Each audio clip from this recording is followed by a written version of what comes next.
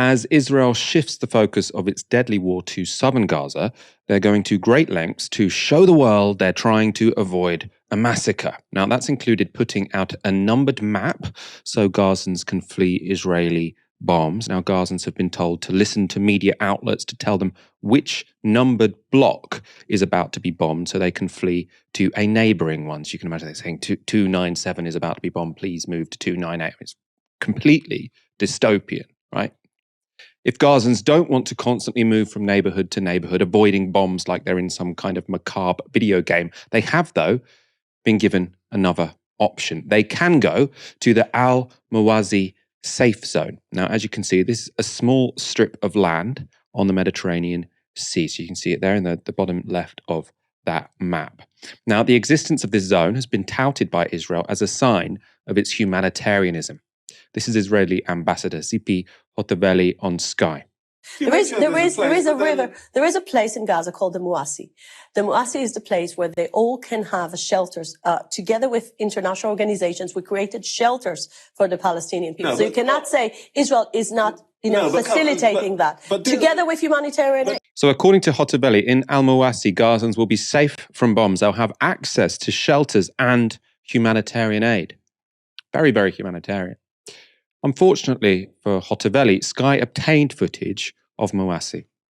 This is where she's talking about, a desolate wasteland of sand dunes next to the Mediterranean Sea. There is no aid in Al-Mawazi. There are no aid agency tents. There are no food kitchens. There is no help here.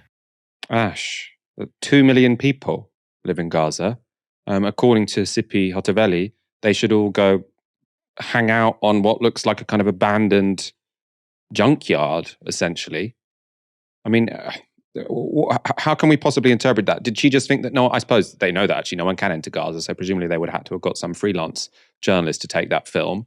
Maybe she had assumed, oh, no journalist can go into Gaza, so I'm allowed to lie like this. I don't know what you're talking about, Michael. I saw UNAID trucks. I saw tents. I saw medical aid being delivered. I saw bomb shelters. In fact, I saw an outpost of the Ritz Gaza complete with Olympic-sized swimming pool. I don't know what you're talking about. What I'm saying now is only marginally more ridiculous than some of the things that Zipi Hotaveli goes on television to insist is the truth of the matter. Now, don't forget, let's take a little trip down memory lane and recall some of the things that she's had to say over the course of this war. She insisted that Al-Shifa Hospital was Hamas headquarters. Now, there has been no evidence produced by Israel to suggest that Al-Shifa was Hamas HQ. She alleged specifically that every second door in Gaza opens up onto an underground terror city. Now, once more, we've seen absolutely no evidence of this. And now we have Muasi, which we're being told has got shelters and tents and aid ready for fleeing Palestinians. And it turns out to be little more than landfill. At this point, if you're going to invite Zipi Hotaveli onto television, I think that you have to be aware that you're not asking a reliable and legitimate public official questions. You're engaging with someone who is there to pump out misinformation. And then I think that means that your strategy as a journalist for engaging with her should be very different. Now, it seems to me from that clip, there was pushback from Sky News. The editing in of that footage to show the reality of Muasi, I think, was very important. But I think it's critical, I think, for us to realize that when you're dealing with, an Israeli diplomat like Zipi Hotaveli, you're not dealing with a kind of international statesman who is, very sober and very measured in the things that they say, and they're worried about preserving a sort of diplomatic balance. What you're dealing with is a propagandist who has absolutely no regard for the truth if that truth doesn't serve their state's interests.